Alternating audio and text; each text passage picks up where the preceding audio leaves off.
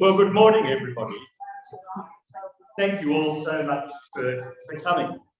My name is Stevenson. I'm the president of the Glebe Society, and it's my great pleasure to welcome you to our 2021 election Meet the Sydney Lord Mayoral Candidates debate. I acknowledge the traditional custodians of the land on which we meet, the Gadigal and Wongal people of the Eora Nation. And I pay my respects to their elders past, present and emerging. I extend that respect to Aboriginal and Torres Strait Islander peoples here today. I earnestly hope that our deliberations will be informed by their wisdom and deep understanding of place. Today, over 100 of us are meeting, some in person and some on Zoom. We're in the Glebe Town Hall, which since 1880 has witnessed much discussion and debate in the quest to find the common good for the people of this special place, this unique part of Sydney, Glebe. The Glebe Society has been working for the community good for over 50 years. And I hope you'll allow me the vulgarity of an advertisement before we get down to the business in hand. I wasn't sure about this, but somebody said to me, "Oh, Ian, be vulgar."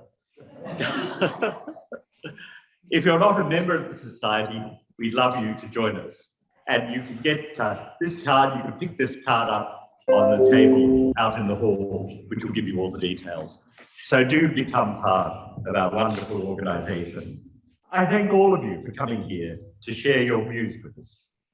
Our moderator this morning is Alan Hogan. Alan is a long-time resident of Glebe, a past president of our society, and our current communications convener. Please welcome Alan.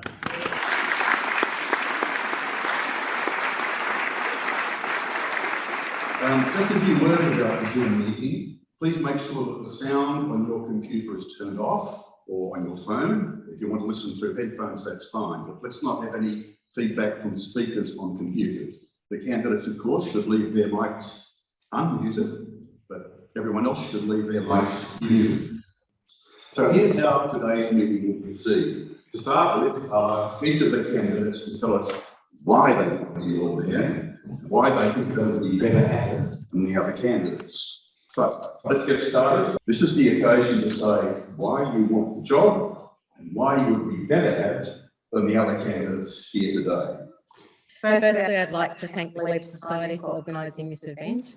I would like to pay my respects to all elders past and present, to all First Nations and to many nations of lands you've travelled from today. I am very proud to be a candidate for Lord Mayor of Sydney, particularly on this historic occasion where all candidates are women. It is impossible for me to cover the many issues affecting Glebe in the 2 minutes allocated to me. Thank you. I hope you will read my position statement on the specific issues that the Glebe Society has asked candidates to comment on. I also hope my responses to the questions asked here today will inform you where I stand on the issues that matter to you. Some of the candidates in my Unite for Sydney team and I will be sticking around after this meeting. And if you'd like to have a chat, please come over and join us at the Nag's Head. Nearly 50 years ago, two great Australians, Doc Whitlam and Tommy Green, devised policies that to save Glebe from demolition and ruin. Gough said at the time that these few places in Australia are richer in history than Glebe. I also admire and respect the great effective activism of the late Jack Murphy, who I had the fortune to recently provide a welcome country at his state funeral, but particularly to meet with his wonderful wife, who actually continues to fight the good fight. The heritage of Glebe has not been properly respected by the current council. I went to school in Redfern Public School and at St Sylvester's College here. I am not a career politician and I am an activist. I am proud in my working life that I've been able to contribute to the important work in the areas of youth justice, education, domestic violence, heritage and land rights. I now live here just a few doors down and I know that today's Glebe faces many challenges. The growth and the number of the homes in the city of Sydney concerns me greatly.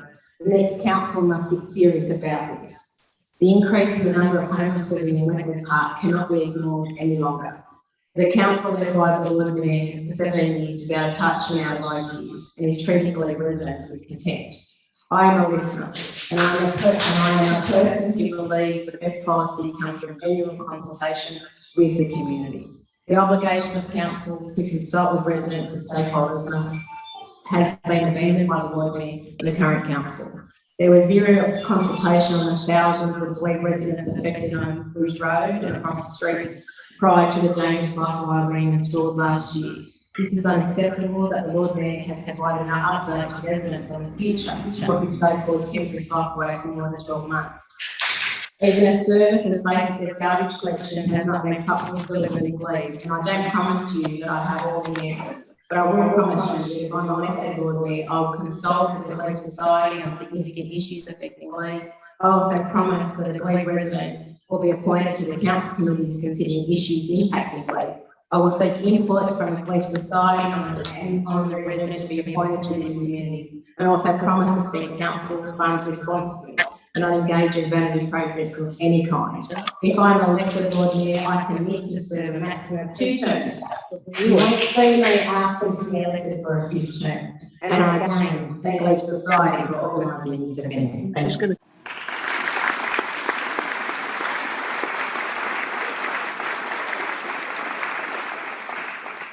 Good morning, everybody. I'm Councillor Angela Mithilkis. I'm a small business owner and resident in the City of Sydney and have been for quite some time, decades in fact. Thank you so much to the Glebe Society for hosting this event. To all my fellow candidates, thank you very much for making time on a Saturday morning in the middle of an election campaign, which has been very difficult. And to all of you, I'm sure you have other things to do, but as the Glebe area is well known for being very active in their own backyard, I thank you very much for taking such an intense interest in who will be representing you moving forward. So my 2 terms, 9 years as an elected councillor has taught me many things, not the least include how important it is to speak up. My first term was filled with discovery. How much the system was designed to mislead and misinform. And that people kept telling me one voice couldn't make a difference. My second term was filled with war. I lived through and supported thousands of small business owners and residents who battled the CBD light rail construction impacts, who for some, like me, their lives, both their business and homes, were destroyed forever. It wasn't just state government, it was also the City of Sydney Council that let us down.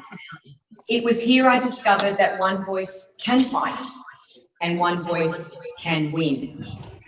But battles come with scars.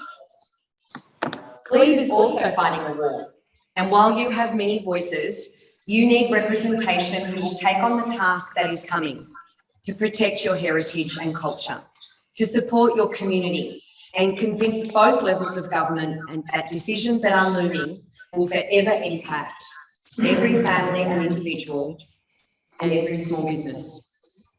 The inability of council to provide genuine community centres that are funded and staffed shows how much disregard the present administration has for Glebe. Another unfortunate example of how much disregard council has for our residents is the Bridge Road cycleway. In spite of the strong community representation and countless examples of safety issues, it appears that this is the hill council will die on, placing more emphasis on ticking the transport box than on caring about our local community safety. My words are strong here, ladies and gentlemen. This election will give you the opportunity to protect your homes, your amenity, and your future. But you will need a change of leadership. A change in the casting vote that gags you and disregards you. Only you can make that change. Thank you. Thanks, Angela.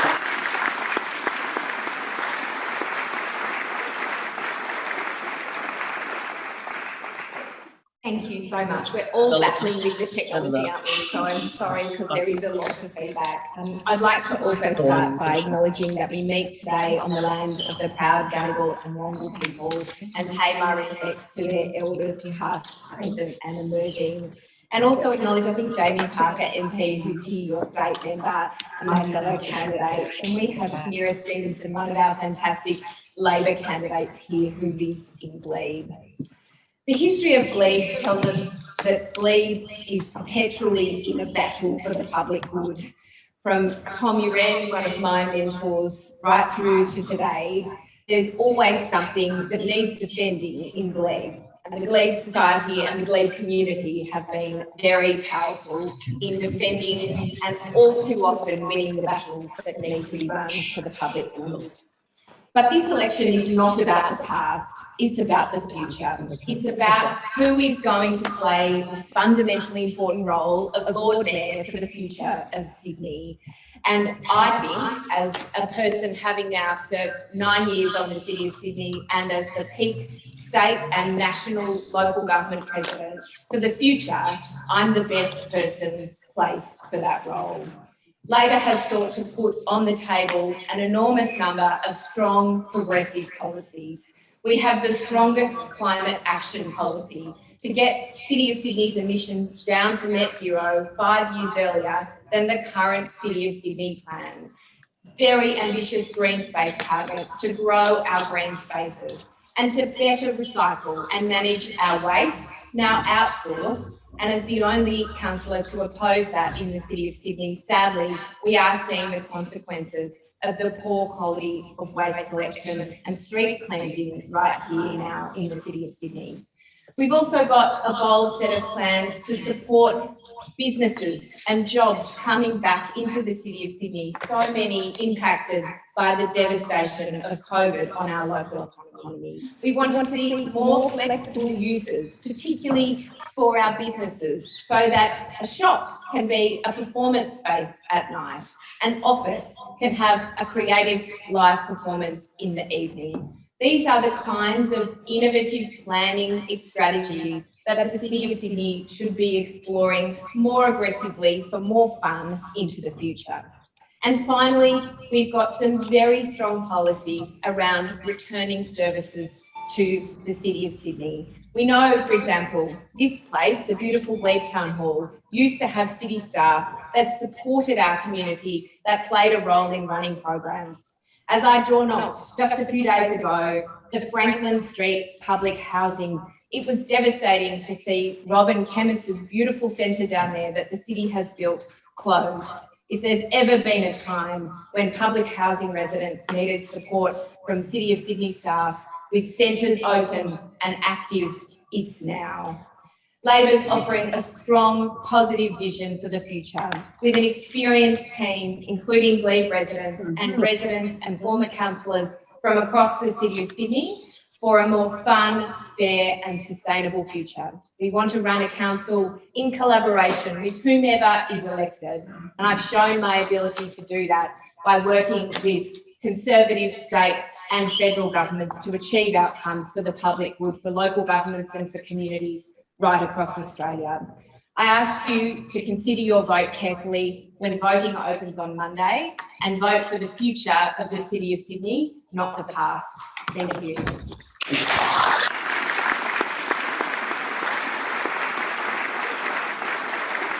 Thank you, Linda. Lord Mayor, you've been in the job 17 years. Not tired of it yet? No, indeed I'm not. So, thank you. Can we turn that off? It's really hot. Good morning, everyone. And again, and like others, I'll thank the Glebe Society for hosting us today. I too would like to acknowledge the gathering of people of the Eora Nation and pay my respects to their elders, both past and present, and also acknowledge the people of the many nations who live in our city. Well, in 2004, the Labor state government sacked South Sydney and city councils and crashed them together with Glebe, creating a large city council. And since then, independent teams that I have led have provided progressive, stable and corruption-free governance to city communities. Strong financial management has enabled the city to spend $155 million in Glebe and Forest Lodge since I have been mayor, whilst keeping rates amongst the lowest in the metropolitan area and providing free rates to pensioners. We've delivered over 124 major projects and 200 public domain renewal projects. I only have time to highlight some of these because we only have 2 minutes. Over a number of years, we've completed the wonderful 2.2 kilometre Glebe Foreshore Walk with a cost of $19 million, including Bicentennial Park, the Glebe Foreshore Promenade, the restoration of historic Bellevue House, Jubilee Park and Federal Park, the historic grandstand and path upgrades to Piedmont Bridge Road. In negotiating at the redevelopment of Harold Park, we achieved affordable housing, the preservation and restoration of the tram sheds, including a new community centre and a World War I memorial, and created a new $14.5 million park that connects to the Foreshore Walk and an amazing playground. We completed the $14.4 million streetscape upgrade of Glebe Point Road. We've restored this beautiful town hall at a cost of $11 million. We've renewed Foley Park and its war memorial. We've built a new playground to Glebe Park and upgraded the Oval. We renewed St James Park and upgraded the tennis courts. We built the Crescent Lands Childcare Centre and other centres. We've completed works at Orphan School Creek and the new children's playground. We've completed the Johnson Creek Canal works, including upgrading the shared path and opening up the arches, building a playground and skate park. We partnered with Sydney Water to do this work. The wetland in Upper Johnston's Canal still has to be done, and we're also providing a sports field. Recently, we upgraded 4 local parks: Ernest Henderson Park, Ross Street Park, Cadogan Street Park, and Palmerston Avenue Steps. Minoan Crescent Park and the Blackwater Bay Park and the playground are on the drawing board, as well as the sports field. Our work transforming Sydney is vital and ongoing, and we ask for your continuing support. And I will continue if I still have time. Do I? Or is that 2 minutes? That's 2 minutes. All right. Thank you. Thank you very much.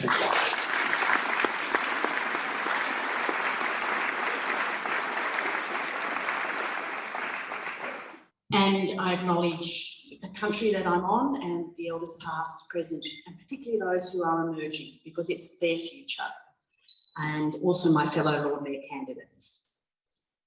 I'm here as a part of a team, the Sydney Liberal team, because we believe that all members of the community are entitled to a home, access to education and health services, the opportunity to have a job, access to sporting, community and artistic spaces, modern communication methods.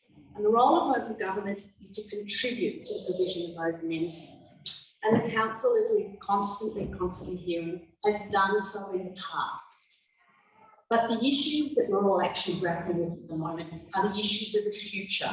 The considerable changes that have occurred in our community in the last 2 years, the way we're going to be able to live in our city. And we need to be supported by current modelling and flexible, proactive policies for the future that we all have to have, not those developed 17 years ago for 2050. Sydney Liberals believe in practical solutions to current issues. For instance, combining the needs of all our urban villages with their heritage, social fabric and community services, such as transport. Transport across the City of Sydney should be integrated scheme, not a piece by piece, as the Bridge Road cycleway shows. We don't need more plans. We need to be able to support our communities so we can get on with our COVID recoveries, enabling us to rebuild the economy, support and invest in communities such as Glebe, the businesses, arts, and all sorts of other things that make our lives here in the city of Sydney really fabulous to be living. So we've heard lots of ideas today from all of the candidates. We have very similar ideas as well. Only as Liberals, we believe there's time for a refresh. It is time to take a new approach to what we are doing with our council table. Let's get rid of the monopoly. Let's look at what Sydney Liberals can bring, which is expertise, diversity and energy, with liberal values of supporting you to live, work and enjoy the life you want to have, and also providing support to those who need it at the time in which they need it.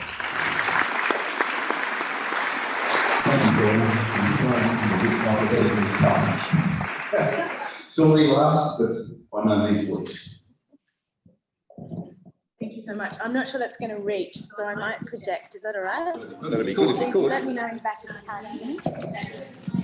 All right.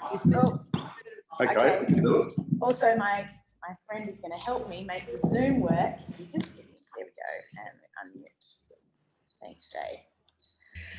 Thank you, everyone. My name is Sylvia Ellsworth. I'm very proud to be the League Greens candidate for the City of Sydney Council. I'd like to acknowledge that we're meeting on Gadigal country, Aboriginal country for which sovereignty was never ceded. Thank you very much for the chance to meet face to face. It's been too rare after a couple of years lockdown, and it's very special. Reminds me why I'm keen. I love local council so much about connecting with people and community organising. So for those of you who don't know me, I'm a former Marrickville councillor representing the Greens. I grew up in Glebe. I live in Darlington now and was one of the founders of our local residents action group, Red Watch. And my background is in working in community environmental organisers, community organising, and in protecting cultural heritage. The reason this is the first term we haven't had Greens on City of Sydney Council. Our last councillor was the wonderful Deputy Irene Downey, who passed away a few years ago. And in the face of a pro-development and very strong anti-heritage agenda from the current New South Wales Liberal government, it is essential that this council sees the protection of public housing as its core business. It sees working with residents in their campaigns to do that as its core business.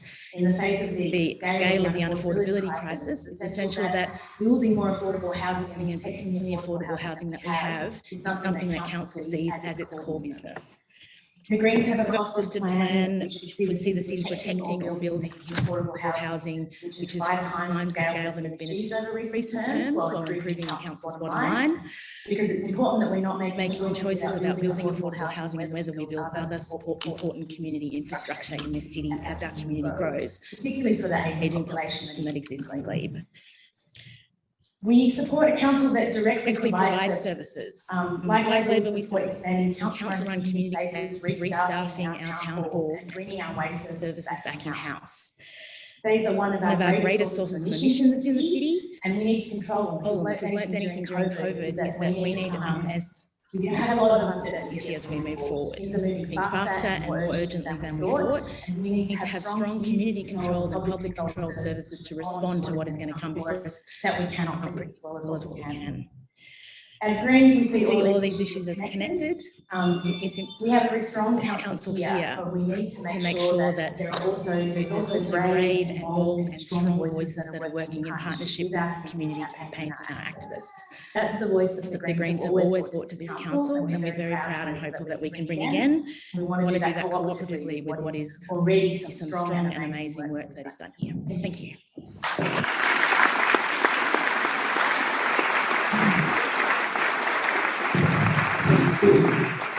Thank you. I'd like to move on to some specific policy issues now, and there are a lot of them: the environment, affordable housing, community consultation, protection of heritage buildings, transport, parking, cycleways, and another of which is specific to the William Forest Lodge community. I'm not sure if we'll get to all of them this morning. And if we don't, the Glebe Society will circulate its members with the key position statements that the candidates have given us already.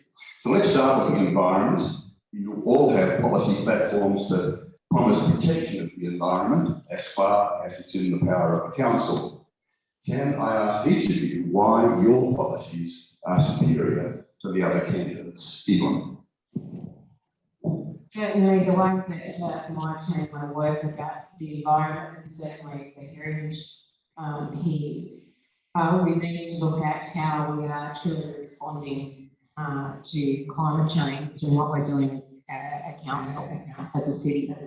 When you look at, the city saying that they are 100% renewable energy, and yet we've seen, there's almost 50% of gas being used by the city.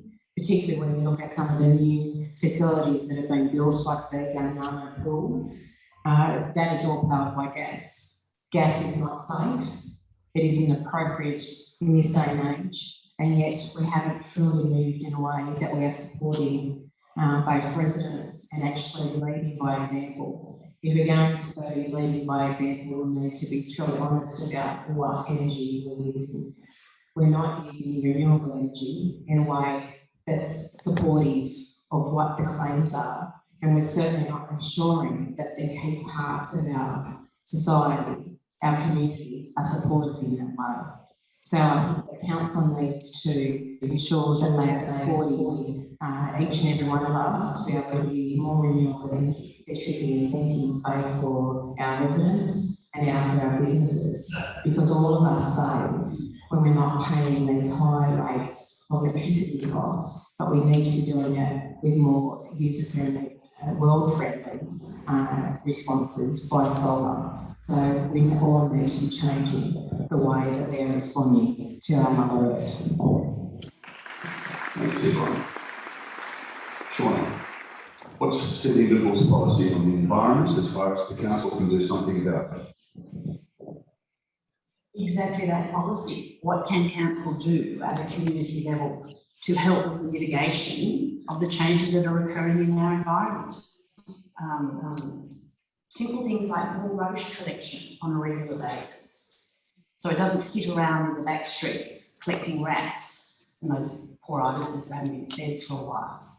It's what council can do within its capabilities. It's opening swimming pools all year round, so we can all go for a swim on a warm winter's afternoon if we want to, or sit out in the park with some lights in the summertime rather than sitting at home with our air conditioning.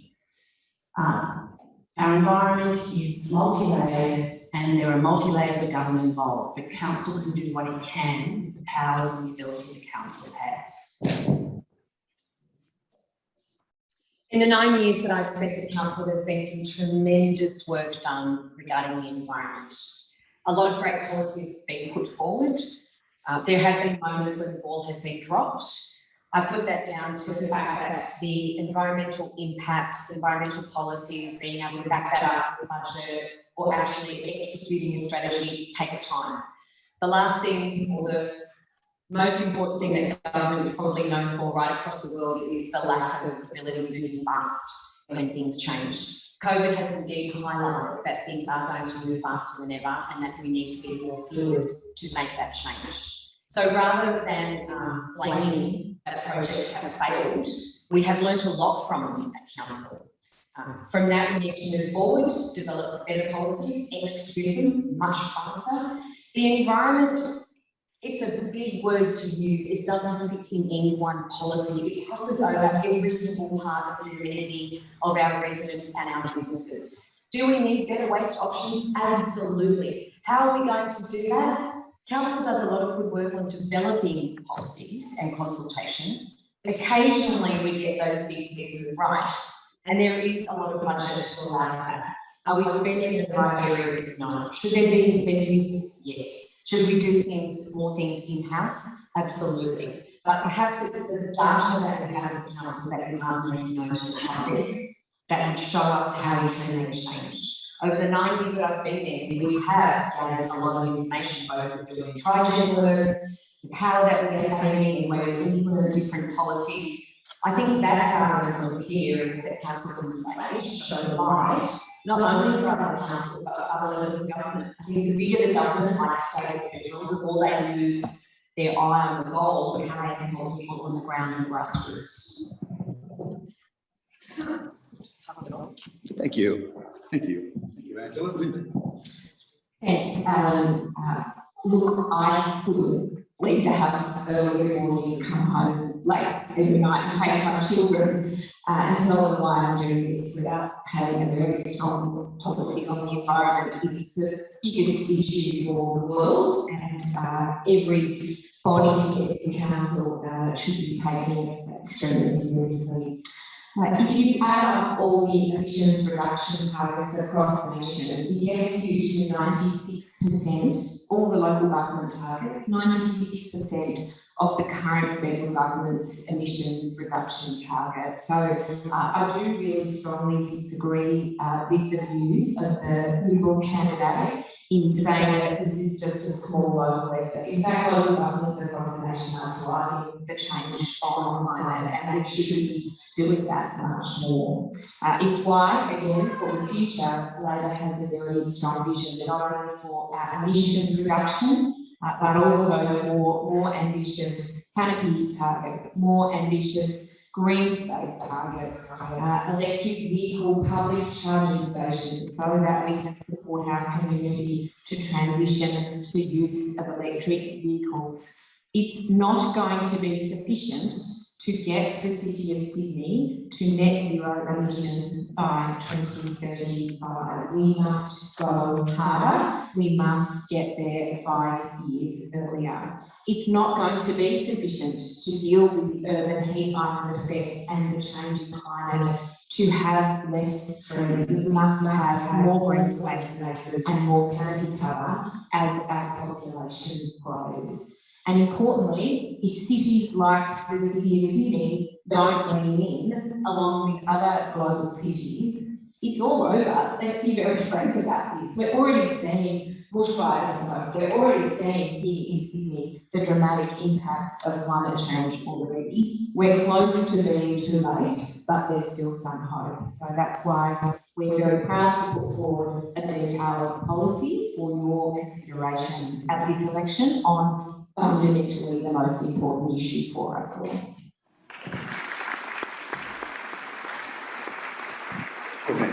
Thank you.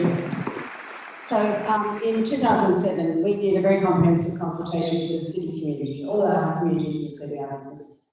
And they told 97% of people told us that they want us to take action on climate change. So we have taken that direction very, very seriously. This has been one of our highest priorities since 2008, when we developed Sustainable Sydney 2030, which has guided all of our work.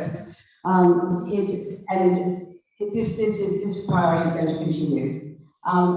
What we did is we set the targets, we did the master plans, we made the commitments, and we have been doing the work consistently for all of these years. And I can now report that our goal of reaching 70% reduction in emissions by 2030 has been reached 9 years early in 2021.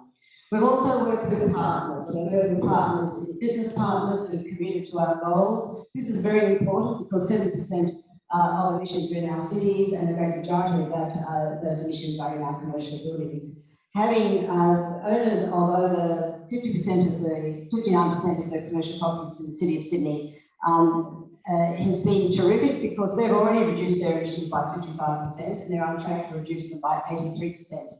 We also work with the hospitality industries too, because they have huge emissions and they are getting theirs down as well. And our 75% of people in the city live in apartments, and we're working with our residents in apartments who are also bringing their emissions down. So we can be very effective in doing this. We are now operating in all our big operations on 100% renewable electricity. When we began this work back in 2008, we were a real leader, and we looked to countries like Denmark and Germany, who were leaders at that time. And the only real sustainable energy that was available at that time was Trigen. In Britain, it was cogen, combined heating and cooling. Here it's combined heating and cooling as well. And when we built our important swimming pools, that was what we used. We used Trigen, and of course we are going to move to renewable electricity there as well in time. But we also have to take into consideration that we're dealing with public monies, and we will do that when those facilities when we're able to do that with those public facilities. The other areas where we've done substantial work is in greening the city, as you all know, because you've been experiencing. We're the only city, in fact, in Australia has increased its canopy during this period, and we have plans to continue that work. Well, that's it. Sorry, Okay. time's up. Thanks very much. Got lots of other things to tell you.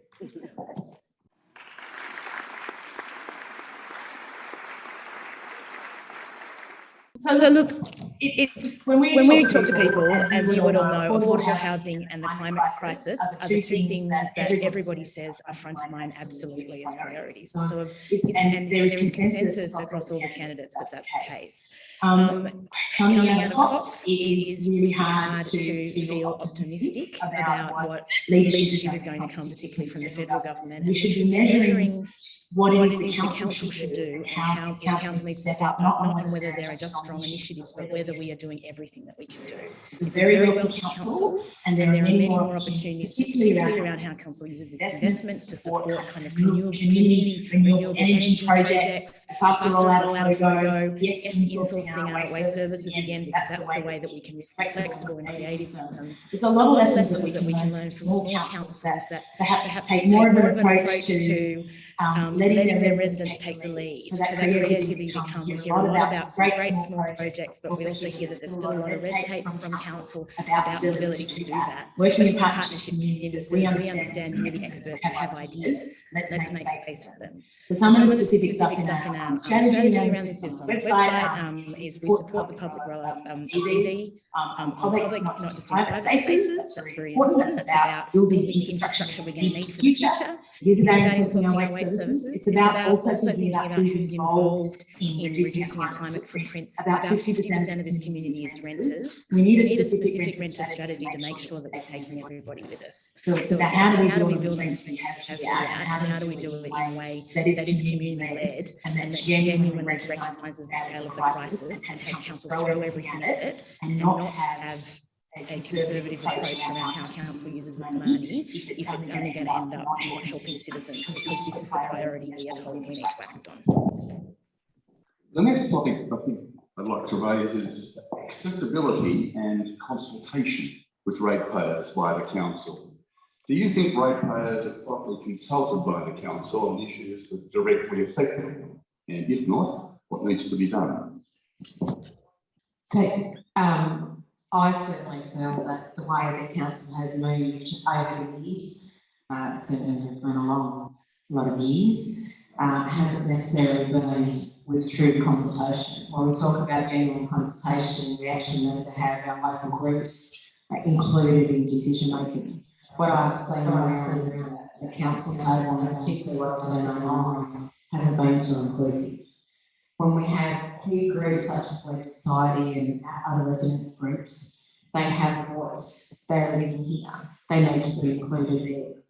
It can't be in consultation in one way to tick off on it. It actually needs to be in a meaningful way with real genuine consultation being included. Voices need to be at the table. What I actually propose is that we have resident groups to be included in a way that makes sure that the issues, the local issues, are being heard. It's not about handing out or sending out, every month spending $40,000 or $50,000 to something. I would rather see that money invested locally with the very people that have the voices, that are living in those very places that need to have the issues raised. When we think about the cycleway that had cropped up here and the term temporary was used, how was that done? Was that done in consultation? Was it done with safety? Has it been planned in a meaningful way? Yes, COVID was certainly an issue that we're all living with both back then and now. We're going to see more of that lack of consultation, the lack of safety, but also the lack of view in that decision making. What I bring is true consultation. I don't actually represent anyone other than those that represent themselves. I can't just walk for people, I need to walk with people. And that's what I bring to this council. Lord Mayor, consultation with ratepayers, do you think systems are in place? I do, and I think they've changed. When I was in Parliament and I was an alderman way back and in the early years, the main form of consultation was in community halls like this, often in winter. It was usually freezing until we restored them. In more recent times, and I guess because we have such a large young population in the city, people have preferred to communicate online, on social, on City Your Say, on the weekly news that we put out on our website. And yes, we do put out City News, and I get very good feedback that people read it and feel very informed about what we're doing. That's a more traditional thing to be doing, but people seem to still get a lot out of that, so we do that. Whenever we do a park, we have extensive consultation. Whenever we do a project, we have extensive consultation. We're now looking to the future with 2050, and we have again done a comprehensive consultation in 2019 right across the city, and many of you probably came to that. as we develop the plans for the future, the next iteration of Sustainable City 2030, which has been about the environmental, the economic, the social and cultural sustainability of our city. And if you look clearly at what we've done over 17 years, we have acted in all of those areas. All the people who work at the City Council are absolutely committed to this, and they're absolutely committed to you and the community. And so we do consult, and we do it in a very relevant way. And the rest of the time, people seem to be very happy to have that communication online because it's such a modern community. And I appreciate that there are some people here today who haven't liked the Bridge Street cycleway, and I was expecting that. And I'm sorry that you have lost some of your on-street parking. But and here you are, the nice different. But what I'd like to say is there was no consultation before that was introduced, because that was a government decision, and it was about COVID. And you know, the government didn't consult before. The government didn't consult before it told people to wear masks on public transport, and it didn't consult when it told everyone to stay at home. It was about a pandemic and an incredible health risk. That's why those cycleways are winning. But we have been doing a network for since about 2008, and before each path has gone in, we have had extensive consultation in horse cyclists. No, it's not rubbish; it's the truth. And I defend the government putting in those pop-up cycleways. They partnered with us because it was about safety. And they looked at the connections of the existing network and saw this was going to be a good thing for the future. And when and if they become permanent, we will do that comprehensive consultation we always do. The other thing on waste, yes, we have a very good waste system. And we take dealing with waste in the future also very seriously, as we do with everything to do with the environment in the city. But, you know, during COVID, some of those people who worked in our waste strategy area were told to stay home. They lived in areas that had lockdown. And so, yes, we had to put other staff on those routes, and sometimes there was some pickups missed. Not the general waste pickup, but those special pickups that we do, that other councils don't do. Thanks, Helen. So look, One of the things that we're running on is the Greens as a grassroots council. So what does that mean? It is important to have lots of different ways to consult people, and yes, online is important, but we're also hearing that people find it much harder to connect with either the council staff than they did in the past. And reliance on consultants is too heavy because you know there's such a depth of experience in this room that what you want is council staff who remember the last time they asked you about this and the other development before that and the one 5 years ago. That knowledge needs to be held in the council with a really strong public service, and that is why one of the things we think it is important for the council to do is to have more of those. And also, obviously, you want to have a board system. I represent a local council, your local councillor knowing your local area being responsible for them. In the absence of that, it's very important to build in other methods that are clearly about saying what this local area needs. And that is something else we're hearing is very important to be added to the other things that council is already doing. We want to talk about also moving beyond just not so many consultants, but what does it mean to share power in decision-making with residents? Things like participatory budgeting, when you give real control over to the people who are going to be affected by a particular area of the budget to say, how would you spend this money? The balance between that and the current model is going to mean much better decisions because, again, residents are the experts in what they need in their community. That's what we need to overlay with the work that the council is already doing if we're going to have more of a bottom-up council where people have more ownership about the decisions that are made by council.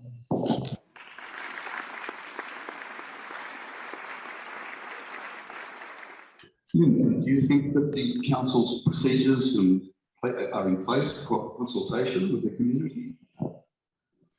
Thanks, Helen. Well, look, what I love about the City of Sydney actually is that everybody has extremely strong views, and you can see that reflected today, but it's not unique to Glebe. Everywhere you go, part of what we have is very active political debate. We had another debate recently. The first question in Erskineville and Redfern was about sales. And I love that activism in the City of Sydney. What the Lord Mayor has described in the consultation process is the city staff consultation, and I want to pay tribute to them. They do their job well and professionally. What I think the key question is here, though, is are the structures right and what is missing. And like Sylvie, I'm a very strong supporter of wards for the City of Sydney. I've formally moved to have the City of Sydney consider the referendum on that. The Lord Mayor and I disagree, so that won't be going to the referendum at this election, unfortunately. And similarly, I think communities want to see and talk to their Lord Mayor on a really regular basis. As a Labor councillor for 9 years, I've spoken to every single month, not during COVID, obviously, but to ensure that you had a chance to talk with me, to meet with me, and to ask me my views on matters. Sometimes we have disagreed, but I have taken great pleasure in meeting, for example, with the residents on Ridge Road, on trying to solve a whole lot of those very street-based safety concerns that you rightly have. And we did make some changes as a result of that engagement. The city staff do engagement well, as they're required to do. What you need is a Lord Mayor who's going to come and spend time with you, understanding the very, very local issues and working hard to address them for the future. Thanks, Linda. If you mind passing the mic down. I have to say that this is going to be, I'm making an assumption, my absolute favourite question, because it is about the execution and the operation of what we actually do. I am not mainstream political party. Clearly, most of you would have gathered that over the last 9 years. The reason I entered local government was an accident. It was an accident because I realised after 25 years of being what I thought was an informed business owner in the City of Sydney, I actually didn't know a lot about what was going on, including that I had the right to represent myself and the small business community in council. What have I discovered for 9 years? Do we do community consultation well? No. It's not because our staff don't do a good job. They do a great job, but it's the job. It's a process of, there's literally a form and there are steps and they tick them and they do them and therefore they've done them. It is not their job to do this, to listen. The greatest complaint I get, yes, is accessibility to councillors, but it's also the political overshadowing that comes across every decision that gets made. My first day that I walked into chambers that we were sworn in and we had our first meeting, I made the naive comment that if only we could leave our political colours at the door and we could walk into a chamber and make decisions that were for the good of the people based on issues and how they rolled out. It took me quite some time to reconcile the fact that decisions were made based on politics, based on head office, based on how they were directed to believe or not believe. Quite often that was a big buffer in between what the community wanted as an outcome and what the councillors were told they had to do. I've been very grateful that I haven't been in that position for 9 years. What would I like to see changed?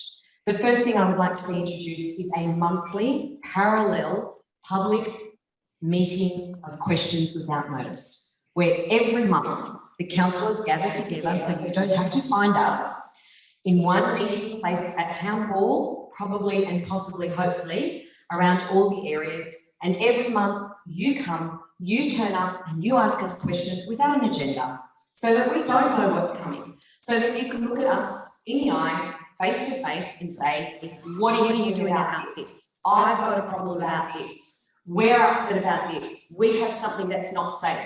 My rubbish isn't being collected. Right now, your process is find a sympathetic councillor, or email blast all of us, or find a way of possibly reaching out, or align yourself with a political party to get a result. It shouldn't be about that. If we want to safeguard your future, we need to take politics out of it and give the power back to you. And we need a dedicated community liaison unit, one that works for you. You're lucky. You have an active society.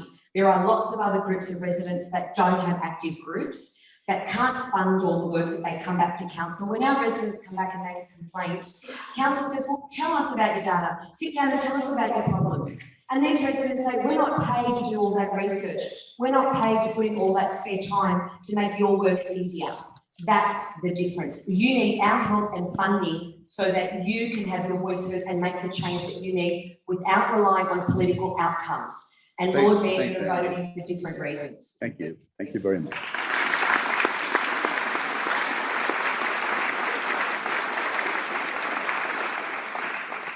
Do you think as a Sydney Liberal you are going to be affected for anything you want to see done as a result of having to be loyal to the Liberal Party? It's interesting, being the last speaker, all my ideas have been taken. It's quite clear that the Sydney people, and even myself, are not happy with the way council listens to us. Council is a monopoly of the same group of people and have for a very long time not had a diversity around the table that actually represents all of the people that live, work and play here in the city. One of the things about being a Liberal is that we believe in the individual and the ability of people to live the life they want to live, and it's for government to support them, not have masses of red tape, masses of consultants' reports, masses of bureaucracy in place and media regulation. Is enabling people to get on with their lives. And one of the things that we've heard and I've listened to here is we all have the same ideas about opening up council to the electors, to the community. One of the things I would do if I'm on council is get rid of those Zoom council meetings. They're impersonal, there's no interaction, they're stage managed. We go back to face-to-face council meetings where people can come along and listen and watch. So all the ideas that have been put forward here today are achievable when we vote for a diversity of people on the council, not the same group of people who've been doing the same thing for the last 17 years.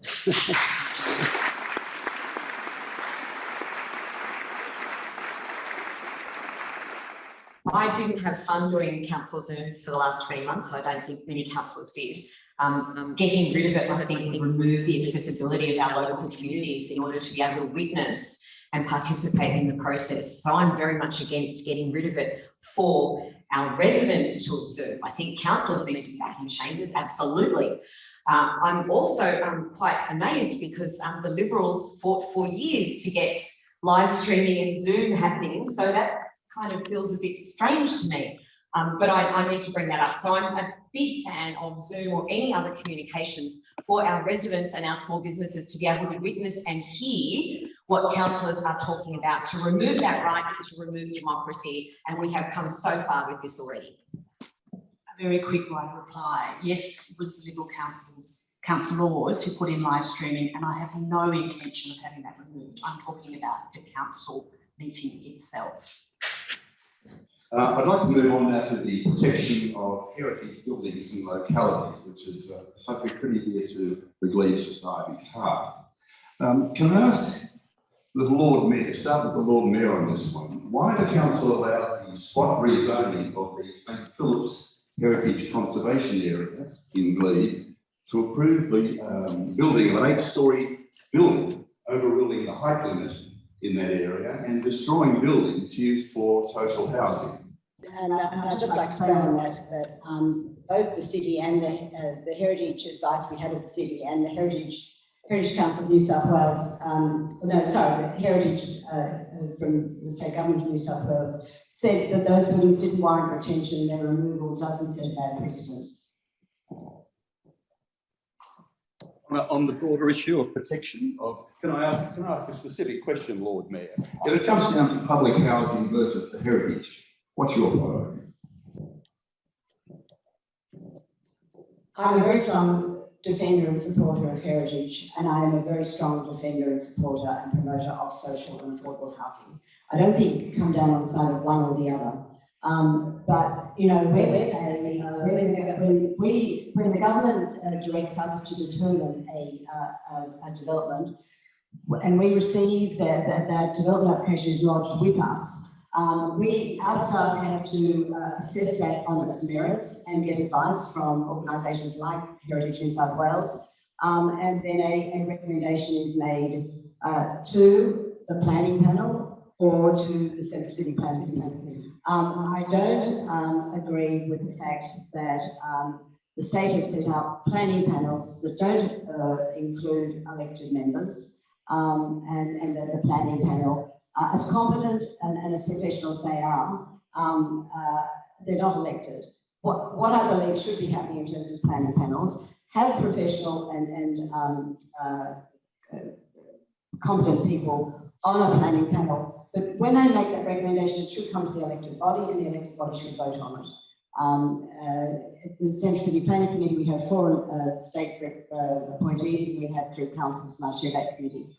But you know, we have to weigh up the merits of the development application, and we have to weigh up the needs and the importance of achieving as much social affordable housing as we can on those government sites. And it just is very difficult when we're dealing with a government that has an organisation called Land and Housing Corporation, LAC for short, and it has a policy of 70-30 on government sites. That's 70% private housing, 30% social. It's the absolute opposite of what we believe in the city. And I think I can make a generalisation and say that all of them, because even the Liberal councils have voted with us on this, we have really gone out of our way and continue to do so to try and get as much social and affordable housing on those government sites as we can. And that was our position on that one. Is this the thin edge of the wedge? I mean, can developers now have a case that needs more rezoning? I really wrestled with that decision, and I know many of you know that because I spent a lot of time talking with you about it. I think that it was a very tough decision. You're right to say I did vote for it, but I also think it was a decision that puts the heritage conservation areas of Glebe at risk, and that is something that is in need constantly of fierce defence. And it is extremely important for the future that these areas be defended.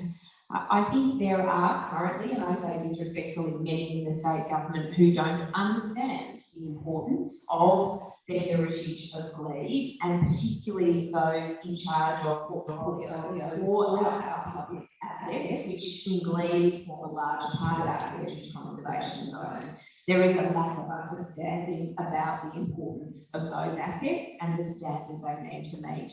Unfortunately, and you all know this, so many of them are derelict and ordered up, and that is fundamentally wrong. It's also why, though, even though I fundamentally disagree with many of Minister Melinda Pavey's policies, I've taken Glebe residents to meet with her on these and a range of other issues. The reality is, without engaging with the state government on this issue, the conservation areas will continue to be at risk.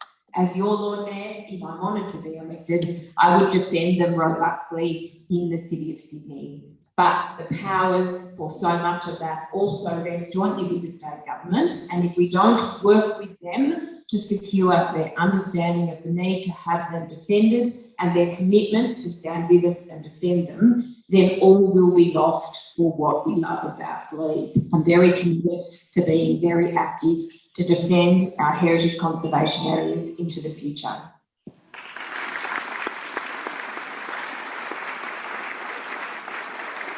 The fish markets and the 40-storey blocks that are going to go towards the Piedmont side of that redevelopment. This is state government policy, Liberal government policy. Where do you stand on that issue? It's interesting listening to Councillor Scott. It's about relationship with the state and federal government of the time and into the future. Who knows what state and federal governments we will have in the next 5, 6, however long. It's about council and the councillors having that relationship and then being able to represent the views of the community. So in an issue like the Blackwater Bay Fish Markets redevelopment, we as Liberals, as any members of the community, don't support inappropriate development. But we will work with the community and with the planners and with all the other bodies that are involved to come up with a feasible, viable solution that we all as a community can live with. Draw it up on lines of this party has this policy, that party has that policy, is actually losing the base of what we're about here, which is what you as a community want to have heard and taken into consideration when it comes to dealing with state and federal governments. As a council, we need to have across that table diversity of views, networks, and the ability dictate to whoever the government of the time is your views. Just ask a direct question about, are you a for or against those 40-storey block houses? It's a planning proposal. I'm a commercial lawyer. You start big and then you work through the back.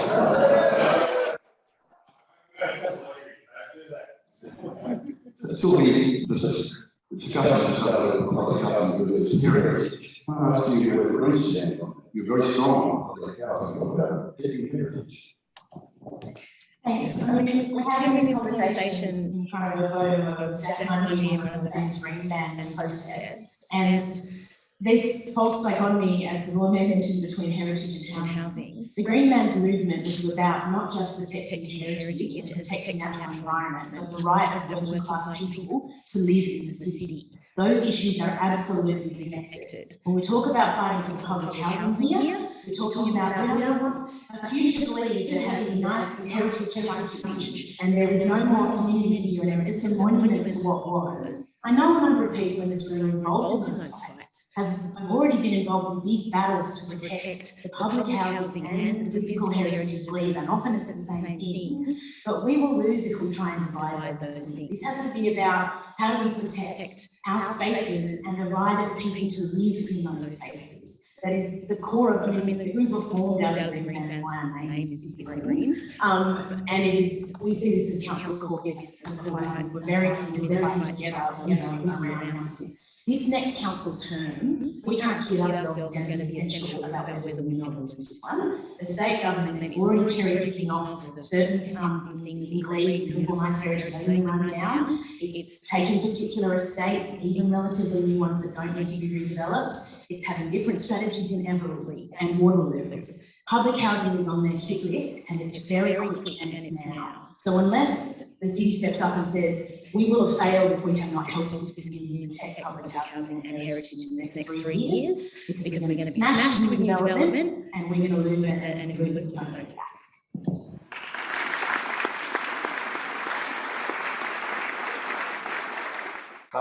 Yvonne and then Angela. Look, you know, when we think about holistically how we need to respond, I need to respond in a holistic way. I have seen so much development that's taken place in the city, and I've seen how much of the party politics take place in the city, and particularly within the local government. The question that was put earlier about party lines and party commitments, you'll actually continue to see, even though someone may have independent in their name, it doesn't necessarily mean they're independent in their behaviours. Whereas me, move on well with the Ratepayers, I am completely independent. I haven't signed up to any of the parties because I have clear views around clear local people. My team, and we aren't career politicians, we are just like you and I. We are of this city. I and along my team, we actually put a submission in to object to the overdevelopment. We do not agree that having 45 stories high development will be anything for this city. Or actually it may be a Barangaroo Mark II that's going to take place in your backyard. There will be no open spaces. There's no reasonable plans for the extra traffic that will be created. We already see that of the rat run that takes place amongst all these streets. I see that when I take my daughter to school here, and we'll continue to look at these walls of great buildings that will look good in someone's glossy magazine, but it won't be for how we're going to live.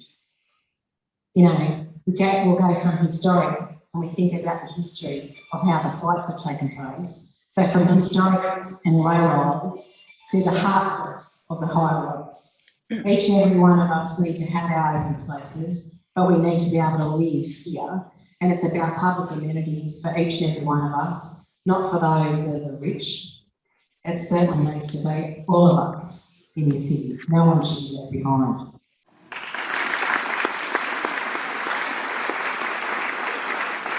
Angela, I'll make it a bit of a double barrel question. Public housing versus heritage, And the second part of the question, which is connected, what can the council really do if the state government has a firm plan? Is it just a matter of making noise? Is the council really a toothless tiger when it comes to taking on the state government? Lucky me.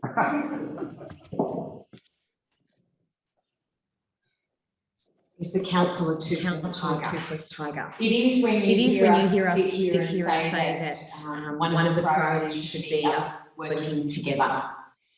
I have tried working together with state government on numerous occasions on different matters, and until you show your teeth or bite, nothing happens. So I know about working with anybody except making sure that voices are heard. When I say that, I say that because a few years ago, the worst decision ever made by state government was to remove planning from councillors in local areas. I will always go down saying that. As hard as that job was, it kept us in touch with the community. As difficult as that job was, often when you're elected as a newly elected councillor, you have no idea about FSR or heritage or the impacts of development on local communities. But that very quickly changes when communities approach you about planning proposals and DAs. One of the worst decisions, again, I will say, is that councillors are not involved in those things. However, that said, council does put forward planning proposals, does comment on them and does develop them. And then we are told as councillors that it is illegal for us to speak to people about planning proposals before they happen at council. That staff are going to deal with them. That staff will gather all the information. That staff will tell us what we need to know, and then we make decisions on that.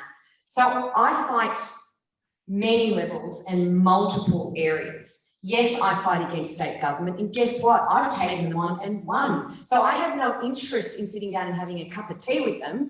I have a huge interest in fighting them to make sure what we need gets done for our local community, because they actually have no idea and they don't care. But I will also fight equally within council to make sure what you need happens as well. When you serve two masters and neither of them is your local community, that's where you get into trouble. That's where you lose public housing. That's where you don't get affordable housing. That's where you lose heritage. And that's where you get overdevelopment that doesn't add for any of us except pocketing in the big developers. So I'd like to just I think the Lord there wants to respond to that. I'll let you do that, Lord there. it's not a matter of responding, it's just a matter of setting the weighted record straight. The city did at least two major alternative, we didn't call them alternative proposals, we called them improvements to the existing proposal. And that was on the Waterloo Public Housing Estate. We have had great success there. The city is also taking the same approach at Wattle Bay. We are really concerned about those 40-storey towers. We're really concerned about the narrow walkway along the promenade. We're really concerned that any possible space is going to be overshadowed. And we have, our planners are again got to work on doing, we'll call it an improvement rather than alternative, because that's what government would prefer. A submission on trying to improve and change and reduce and get that proposal much better. We're really quite alarmed about that. And I think people of Piedmont, I believe, are very alarmed about that too. That it is huge, and it could be another Barangaroo for procedures in the way it is. I'd also like to say that the Berejiklian government did make a cabinet decision to work cooperatively with the city, and that worked really well. We worked with them on rehoming people during a COVID crisis. We worked with them on getting the beautiful public domain into George Street as part of the light rail proposal. We did that work, the paving, the street furniture, the tree plantings, and it's looking wonderful. It is probably the greatest transformation of the CBD since Martin Place. We've worked with them, and we worked with Matt Healy on getting inequality monitors into the city. So there are lots of projects we have worked very properly in the recent term, and I really welcome that. And I really welcome working with whoever is in the state government or whatever political persuasion, because I think that's what people expect. They expect each level of government to work correctly, to work cooperatively to get the best outcomes for communities. That's our approach to the city, and I think it's been working pretty well.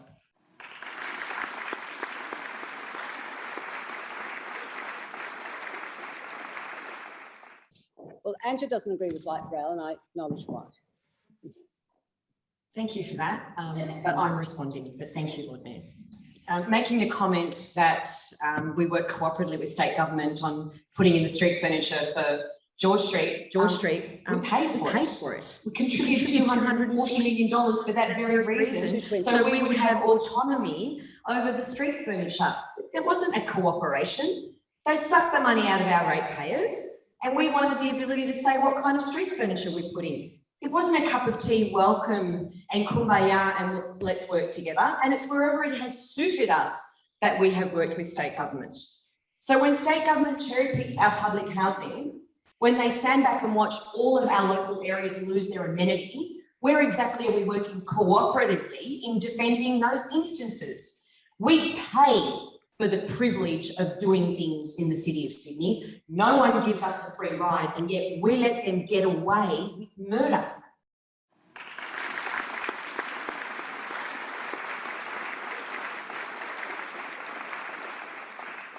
So this is really the last question, and I suppose along these lines that you are the leaders, all leaders of 6 individual teams that you have on your ballot, on the ballot paper. There'll be people who are supporting your particular party.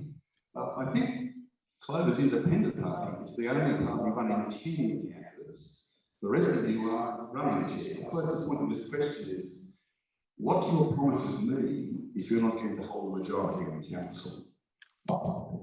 A great question. The Greens have always had 1 or 2 councillors until this last term on the City of Sydney Council. And we're really proud of the role the community organisers that we play in bringing the community voice into the chamber and getting things done cooperatively with the other councils. Worked well with this current administration. And I feel part of the legacy of having the Greens on council is why we have such strong climate change strategies, why we have such strong affordable housing strategies, because of our love for Deputy Mayor Irene Dowling. So our commitment is we're running 5 councils. Our goal is to bring voices back to the Sydney Council, and by doing that to make the council be more grassroots and be bolder and stronger in what it's willing to do, because we feel that's the role we've already played. That is missing right now, and I think the residents feel that too. Well, yeah, my initial planning was a majority, 5 out of 10. If the numbers don't go your way at this election, what are your promises? Well, I'm giving a team of community leaders in their own right, and I hope as many of them are going to get elected as possible.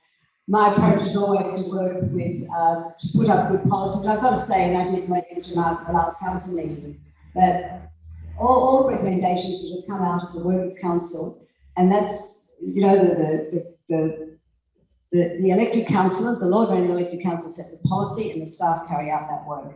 And then they bring that work back to us, and we decide on council meetings. The majority of those decisions throughout my term as mayor, in all of the terms, the decisions have been unanimous because we put really good policies before the council, and they're based on the commitments that we made at each election.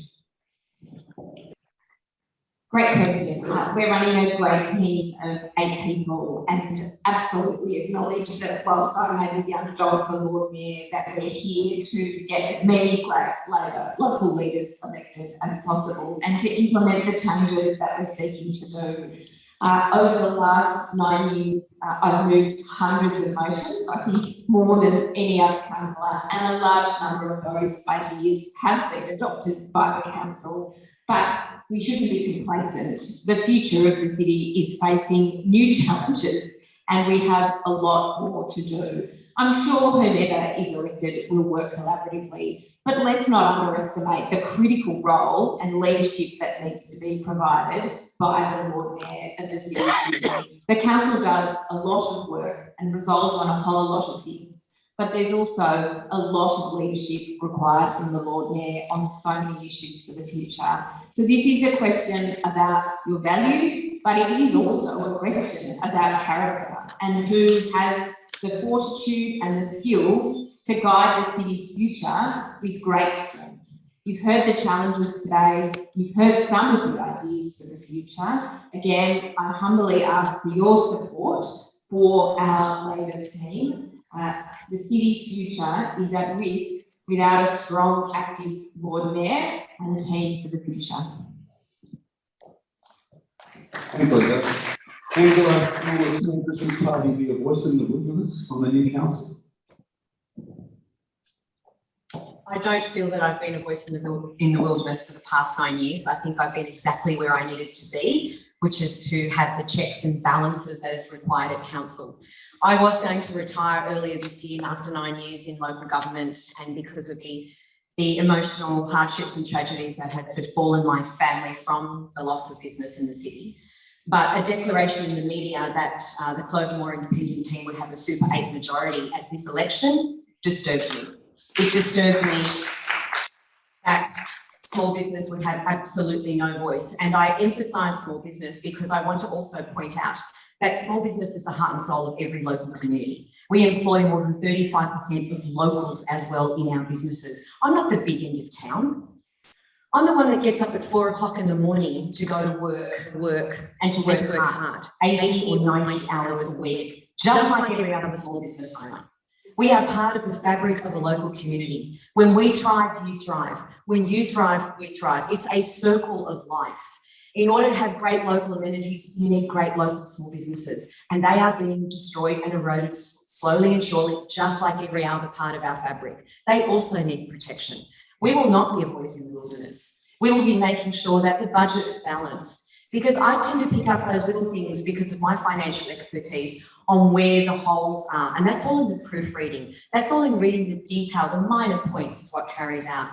I will be there to be a voice for many, as I have been for 9 years. I wasn't elected by the small business community originally, and not only do I respect that, but I value that. I am grateful for the opportunity that I've been given, but I am rising to an occasion, and you need somebody who is fearless. Fearless to move forward and defend you and fight for you. This is a time for change. The Small Business Party is a team who cares and gives a damn. That's what you need. Shauna, you face a Labor opposition and a Greens opposition in terms of organised parties. How are you going to get on with them, as well admit? As I've been saying throughout today's forum and in other places, we work together for the community of the City of Sydney. It's going to be a difficult contest, and it's going to be very hard fought. It is a very hard fought contest. Today being a good example. We don't dispute that the current Ordinaire has done a very good job for the City of Sydney in the last 17 years. There are all the things that we've benefited from, but we need diversity.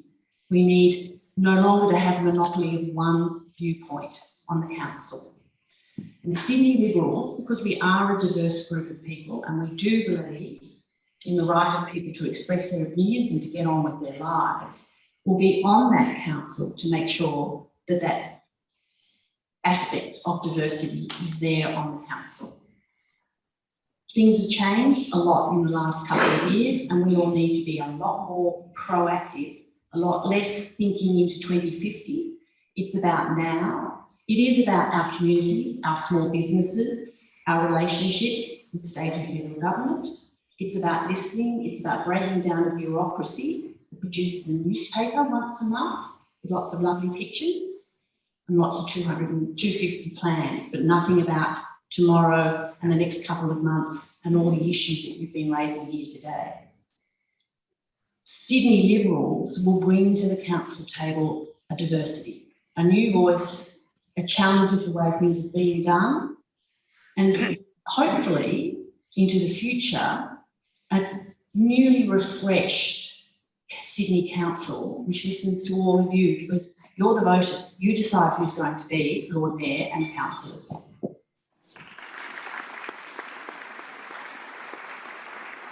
I think I'm right in saying you don't have previous local government experience. It's a bit of a big step from that to the Lord Mayor, is it not? Certainly work in local government, and I worked in American Council, I worked in state government, and I work in federal government. There isn't a bigger step other than stepping up to the plate on any given role for any leadership role. Certainly I stood up to be able to stand as Lord Mayor for the first time as an Aboriginal candidate in this city and in this country. It's about stepping up to the plate to make sure that we represent all. I have done many things in my time, and more recently I've been actively involved as the Deputy Chair of the New South Wales Australia Day Council, where I've worked with the Premier, worked with various parts of government and across this beautiful state of ours.